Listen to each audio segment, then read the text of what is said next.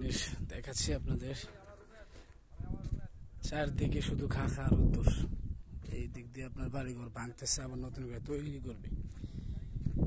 এর মাঝখানে আশ্চর্যজনক একটা জিনিস দেখেন, নিজে তরমুজ গাছ, বুঝছেন, খুবই ছোট। দেখেন দুটো তরমুজ হয়েছে, দেখছেন? সত্যি আশ্চর্যজনক একটা ব্যাপার, তাই না? দেখেন, খুবই ইন্টারেস্টিং।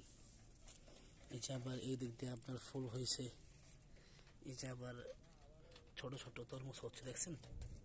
এই যে দেখেন, এই খা খা রোদ্দুরের মধ্যে এই দেখেন তরমুজ গাছ, ওই যে বড়ই গাছ, সত্যি অনেক সুন্দর, তাই না? আশ্চর্য লাগে যে এত খা খা রোদ্দুরের মধ্যে কেমন সম্ভব।